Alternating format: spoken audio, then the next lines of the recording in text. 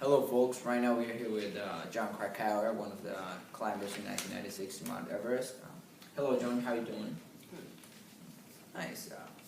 Well, welcome. We're going to have a series of interview questions with John, and so he can tell us a little bit more about his expedition and, all those sort of things.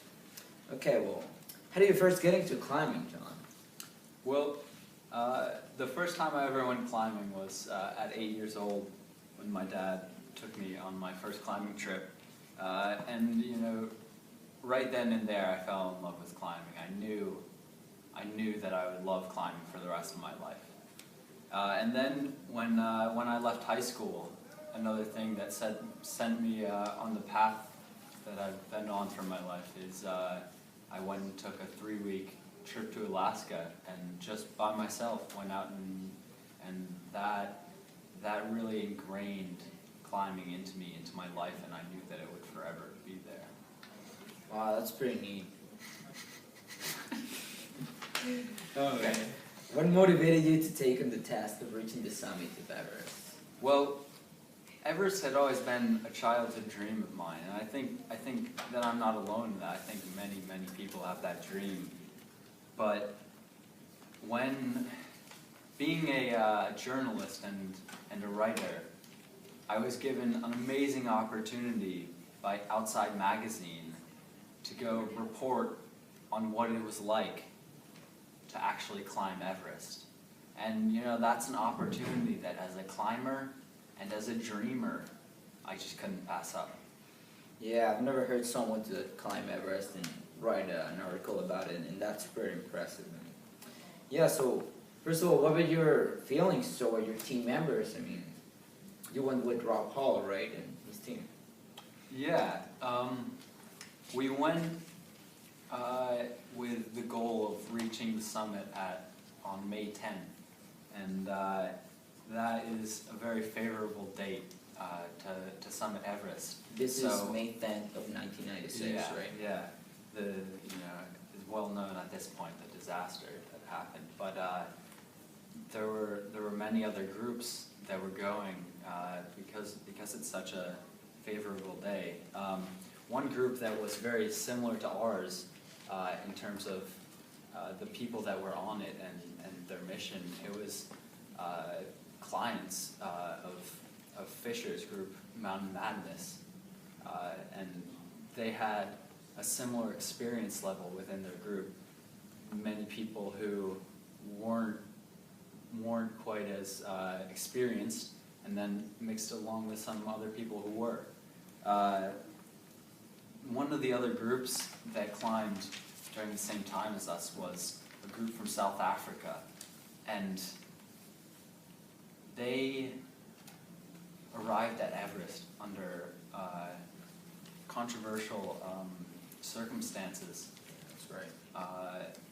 I'm sure some of you know about this, but yeah, they didn't get quite a permission or something by the Nepalese government. Yeah, they had a lot of problems, and they didn't have pain, and throughout the trip, they continued to be a nuisance to our group and the other groups by not following the rules and not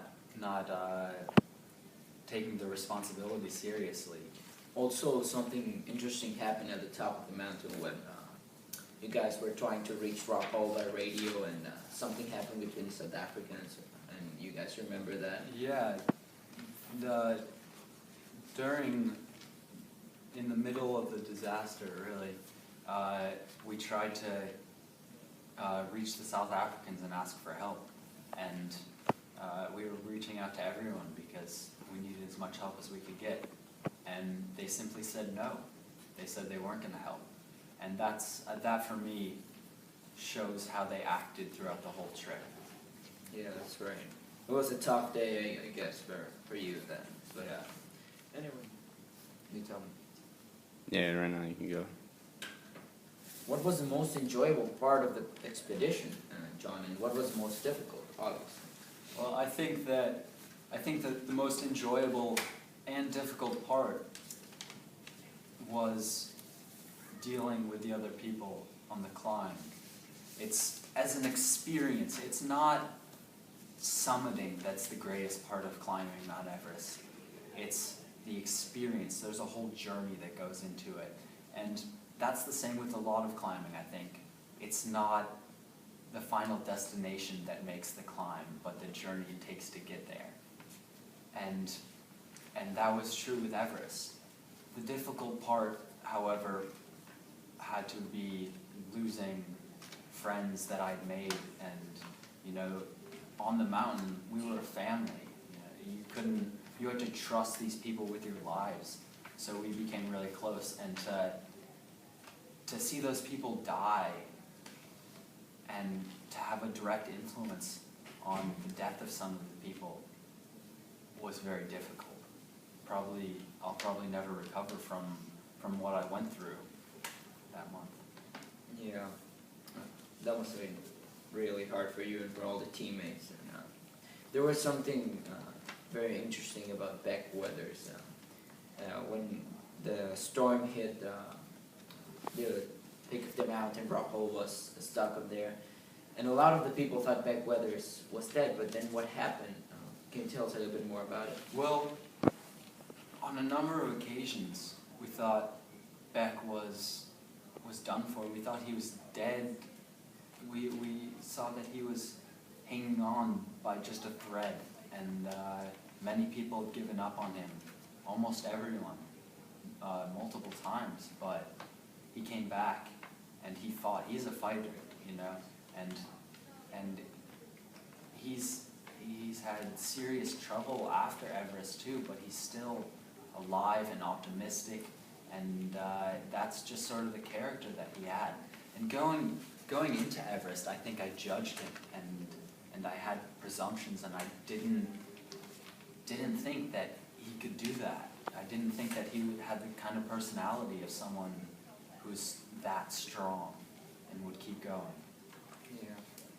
So, what do you believe that caused so many deaths, besides the obvious reasons like the snowstorm? Right? Well, of course it wasn't just one thing that caused the deaths.